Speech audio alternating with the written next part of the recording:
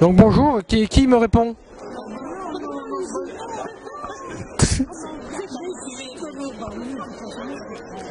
Je reprends ce que Donc c'est madame?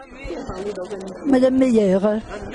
Oui. Et donc l'association s'appelle comment? S'appelle l'Université du Temps Libre, une association loi de 1901 qui a été créée à Lille en 1992 et à Roubaix en 1993. Elle a installé une autre antenne à Tourcoing en 1995 et à Villeneuve-d'Ascq en 1997. Alors il s'agit d'une association partenaire des 3 universités, Lille 1, Lille 2, Lille 3. Avec lesquels elle est liée par une convention de partenariat, ce qui fait que l'UTL est logée dans des locaux universitaires et c'est une nation culturelle qui organise des conférences, des sorties, des visites de musées et également des ateliers. Alors il s'agit d'apporter aux adhérents qui n'ont pas besoin d'ailleurs d'un diplôme pour y accéder, de leur apporter un complément de connaissances et surtout de mettre à jour ces connaissances et de faire des choses éventuellement qu'ils n'auraient pas pu faire quand ils étaient dans la vie active. Par exemple vous préférez faire par exemple? Assister aux conférences et en particulier à des conférences d'histoire ou à des conférences d'actualité justement pour mettre à jour mes connaissances. Des ateliers également pour des personnes qui veulent parfaire leurs connaissances par exemple en anglais ou en espagnol ou même qui veulent débuter l'apprentissage d'une langue, en informatique aussi surtout, car nous avons parmi nos adhérents beaucoup de grands-parents qui aiment communiquer par internet avec leurs petits-enfants qui sont beaucoup plus à même de travailler avec ces appareils que les retraités ne le sont eux-mêmes. Ça tombe bien, donc vous pourrez leur dire qu'il y a un site internet sur lequel vous passez. Ah oui, effectivement, nous passons sur un site internet et je remercie donc la ville de Roubaix. On n'est pas la ville de Roubaix, le blog de Roubaix.com, voilà. C'est pas du tout la ville de Roubaix. Vous pouvez éliminer ce que j'ai dit? Non, mais c'est rigolo. Par contre, ceux qui veulent vous contacter, ils vous contactent comment? Alors ceux qui veulent nous contacter peuvent nous contacter sur notre site internet.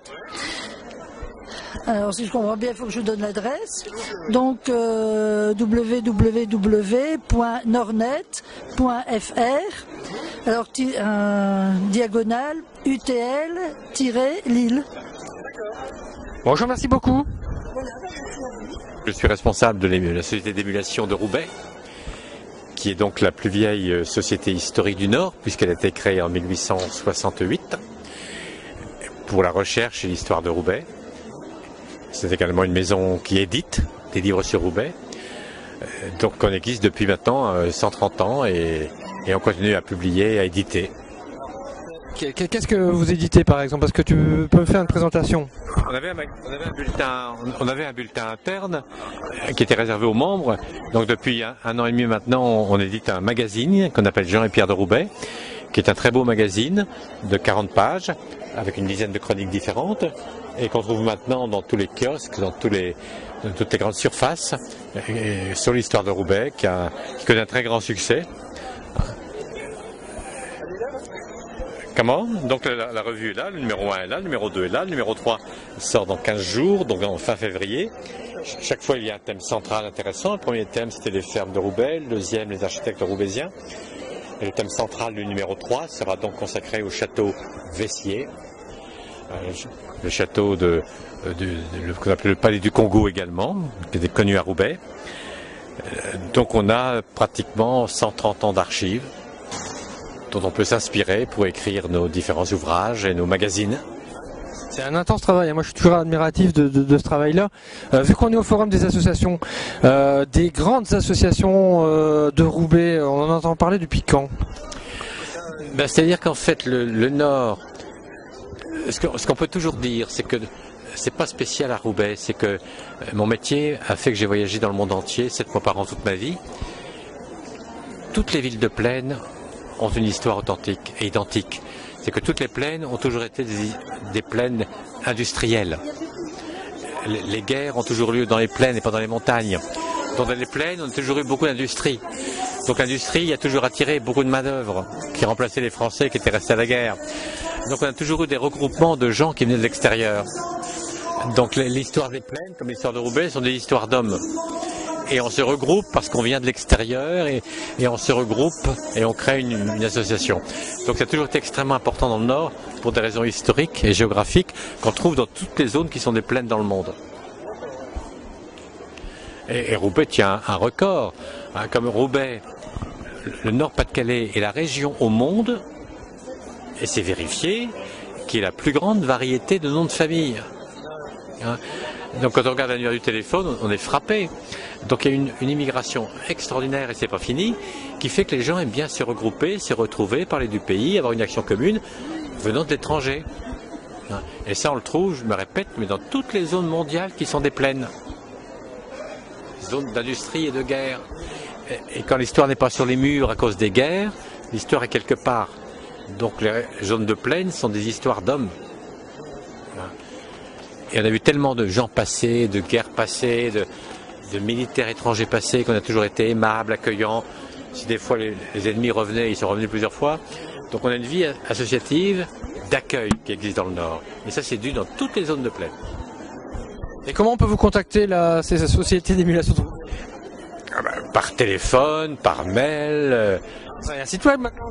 Ah, oui, qui marche très très très bien, et ça je peux le dire parce que comme disent les gosses, et en plus c'est vrai, histoirederoubaix.com marche très très bien. C'est merveilleux ça, c'est merveilleux. Et c'est un site en construction qu'on a ouvert au mois de mai-juin, qui tourne actuellement à 4-5 000 visites par mois, et il débute seulement.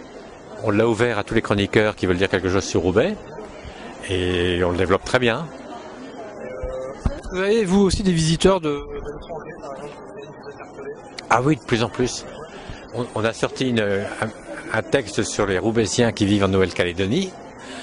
Il y a beaucoup de Roubaisiens dans le monde, hein, et ne serait-ce que quand on pense que Roubaix, qu'il y avait des grandes familles, il y avait toujours un curé et une bonne sœur par famille, il y a pratiquement 400 missionnaires issus de Roubaix. Bon, c'est une époque. Hein. Donc les Roubaisiens, il y en a partout. Comme le Roubaisien était très très prolifique. Hein. D'ailleurs, dans mon livre sur les femmes du Nord que j'ai écrit récemment, chacun voulait que j'y mette sa grand-mère, et chacun me disait, il faut que tu parles de ma grand-mère, elle a eu 15 enfants, elle était exceptionnelle. Je dis, à mon avis, elle aurait été exceptionnelle si elle avait réussi à n'en avoir que 2. Hein. Mais 15, bon, c'est pas un signe. Donc il fallait bien que ces petits Roubaisiens aient quelque part. Donc ils allaient dans le monde, et d'Australie, de Nouvelle-Zélande, d'Afrique du Sud, on expédie maintenant le magazine Jean et Pierre de Roubaix, par là-bas. Hein. Et d'ailleurs, sur le titre là, c'est un clin d'œil, parce que quand j'ai fait un appel au peuple pour connaître un titre de journal, j'avais un peu saturé, j'avais droit à la navette, au fil de l'histoire, je sature un petit peu. Et il y a une dame qui m'a dit, mais pourquoi vous n'appelez pas ça Jean et Pierre de Roubaix? Je dis, du nom des fondateurs de Roubaix? Il dit non, vous transformez le nom, Jean, G-E-N-S, et Pierre au pluriel. Donc j'ai trouvé l'idée absolument géniale. Jean et Pierre de Roubaix, du nom des fondateurs. Jean et Pierre. Il fallait le trouver. Mais je t'en prie, je t'ai ravi.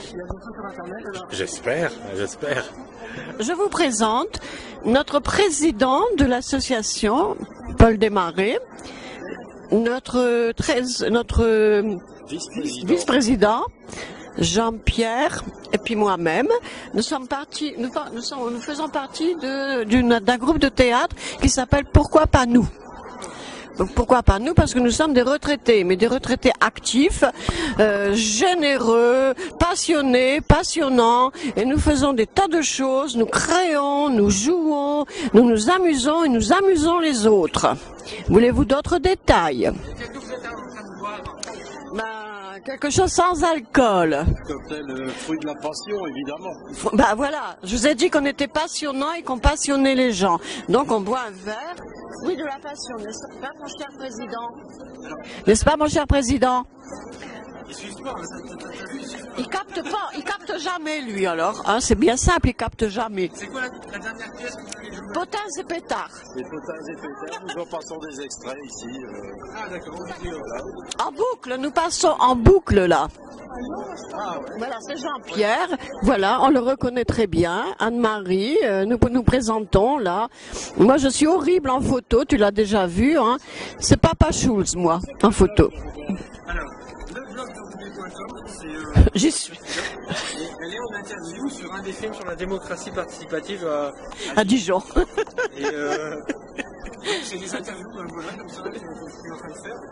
Des moments de vie, c'est des... Bon, des fois, il y a des trucs sérieux, pas sérieux. Oh, j'étais sérieuse. Ah oui. Un truc sérieux, c'est maintenant. Alors, ça dépend si vous voulez être sérieux ou pas. Mais non, pour savoir ce que veut dire pourquoi pas nous, c'est une association de retraités et qui veut faire du théâtre. Alors, on s'est dit, comme nom, pourquoi pas nous? Voilà, c'est l'origine de ce nom. Nous écrivons nous-mêmes nos pièces et nous les interprétons dans les maisons de retraite. Notre but, c'est se faire plaisir pour faire plaisir. Nous avons 7 ans d'existence et les pièces que nous avons écrites sont jouées pas une seule fois, mais de nombreuses fois, puisque la première qu'on a écrite, La boulangère est dans le pétrin, a été jouée 25 fois et la actuelle en est à sa 15e représentation. Vous êtes tous deux roubaisiens? Non. Il y a des Roubaisiens, des Émois, des Marquois, des Mouvalois, des Croisiens, des Tourquenois. Donc on est multi-villes. Et comment on peut vous contacter? Alors on nous contacte soit directement au siège social de Pourquoi pas nous. Je suis obligé de reprendre le petit papier. 67 boulevard de Belfort à Roubaix. Ou par téléphone chez le président, pour l'instant moi-même, 03 20 72 42 20. Actuellement, nous recherchons des acteurs et des actrices parce que notre troupe se compose de 14 personnes actuellement, allant de 68 à 82 ans. Mais nous cherchons à trouver une nouvelle jeunesse pour redynamiser la troupe, qui marche très bien, mais apporter de la créativité nouvelle. Je vais prendre votre nom. Dites votre nom si vous êtes monsieur. Alors, je suis Paul Demarais. Le vice-président, c'est Jean-Pierre Desrousseaux. Et Annie Trial, que vous connaissez bien, d'après ce que j'ai compris. Oh oui, c'était très glorieux. D'accord, ben merci beaucoup. Et puis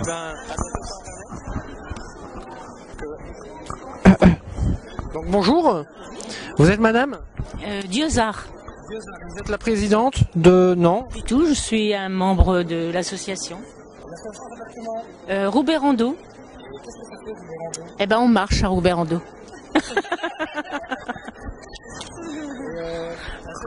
Elle se compose de combien de membres? Une trentaine de membres inscrits. Oui. Oui. Et tout le monde peut s'inscrire? Comment vous... Tout le monde. Il suffit de connaître, ça se fait par le bouche à oreille. Et puis aussi toucher par téléphone, quoi, par contact téléphonique, oui. Même pas pour internet, on n'a pas un site internet maintenant. Oui, on en a un, oui. Donc le principe de la randonnée, c'est de marcher. Eh ben oui, en principe, oui, c'est ça, oui, voilà. Ah ouais, je suis cultivé. En marchant, on découvre, hein, c'est toute une découverte. Oui. Comment ça se prépare une randonnée? Parce que c'est pas juste marcher, il y a un travail derrière. Oui, il y a des guides, nous avons plusieurs guides, oui, et puis il y a des qui vont préparer la rando avant, qui la font, hein, qui se rendent sur le terrain, hein, qui vont sur le terrain, et Madame Michel par exemple est une de ces guides. Et voilà, et puis voilà, préparer la marche, le parcours, hein, le parcours. Par exemple, une randonnée, ça part de où jusqu'à où? Alors, on se donne rendez-vous à Roubaix, au parc Barbieux, tous les dimanches, parce qu'on organise C'est organisé, il y a une randonnée qui est organisée tous les dimanches à 8h30, rendez-vous au Parc Barbieux. Et donc du matin, oui, bien sûr. Oui. Et puis voilà, de là, nous partons en voiture, on fait du covoiturage, hein. Et puis on part de là et bon, on fait parfois une demi-heure, 40 minutes, 3/4 d'heure de voiture au maximum, hein. Et puis voilà, pour aller trouver des paysages un peu plus. Et c'est gratuit?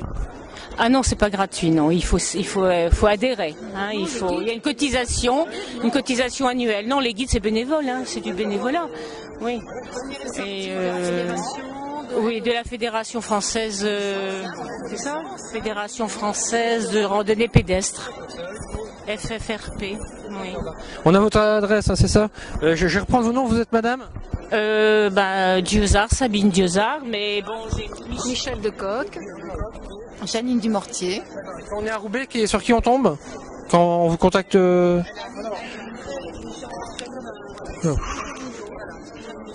D'accord, qui est pas là. Il faut donner le nom de la présidente, c'est madame Annie Vigourel.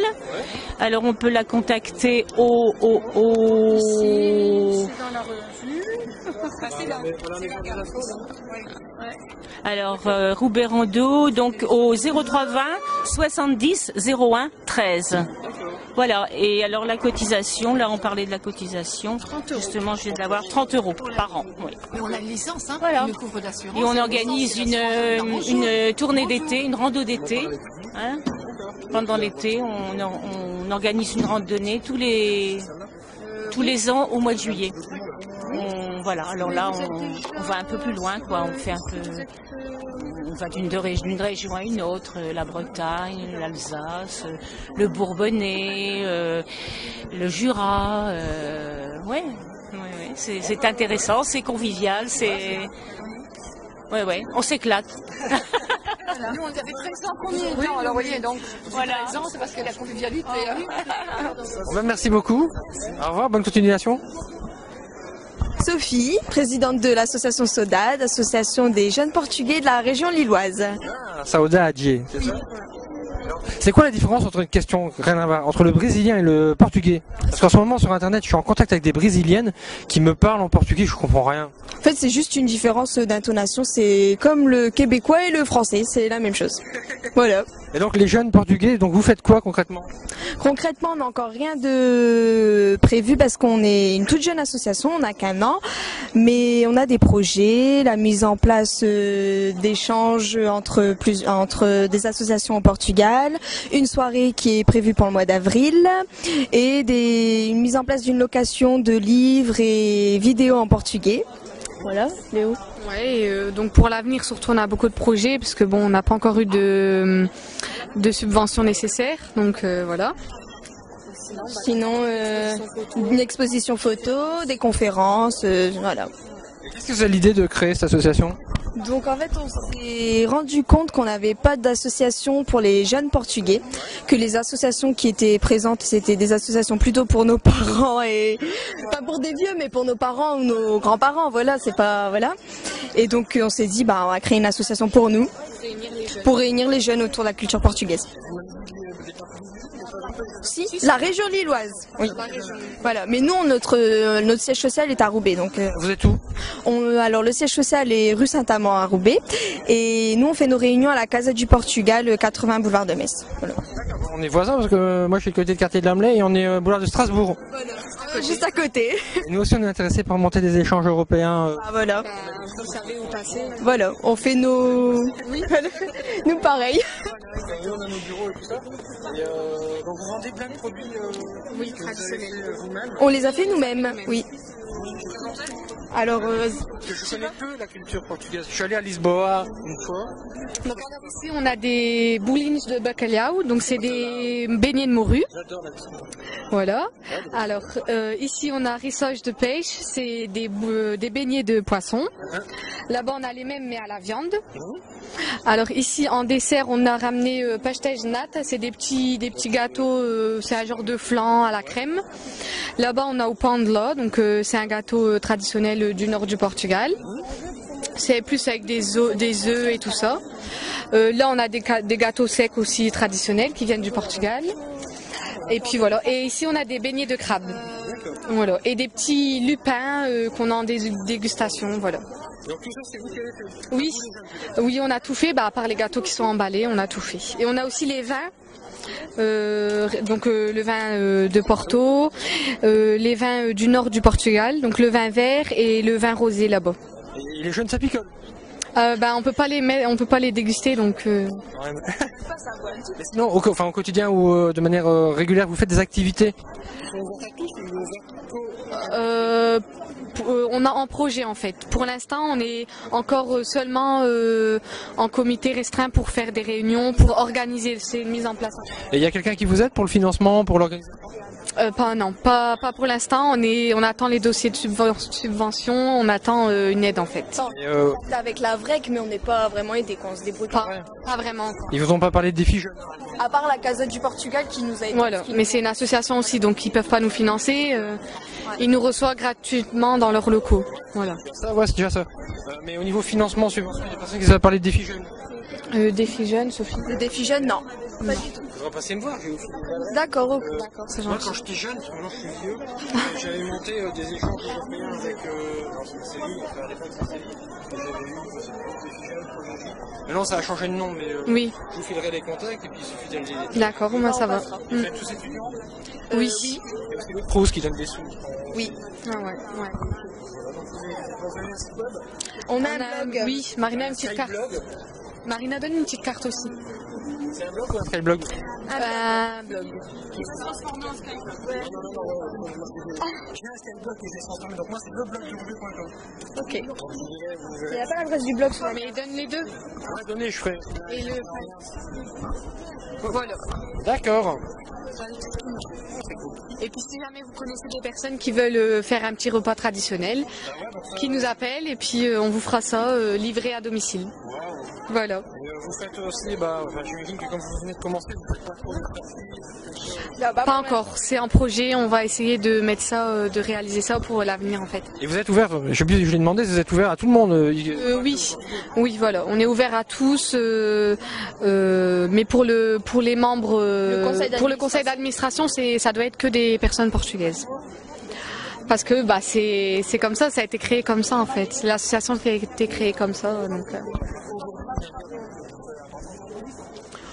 autant quand vos parents, autant chez les vieux, c'est important parce qu'on... Promouvoir la culture portugaise, je pense qu'il faut être avant tout portugais. Il faut connaître un peu la culture. Au moins dans le conseil d'administration. Ouais. Voilà, oui, exact. Il faut connaître un minimum. Ils sont les bienvenus pour être membres de l'association. Non, mais bon, de toute façon, on se reverra vu qu'on est pratiquement voisins. Ouais, exact. Je vous dis, nous, on a plein d'envie de monter des échanges. Et donc, voilà, j'ai pris vos noms. Oui, ils sont sur la petite carte de toute façon. D'accord, ok, merci bien, et à bientôt sur le blog.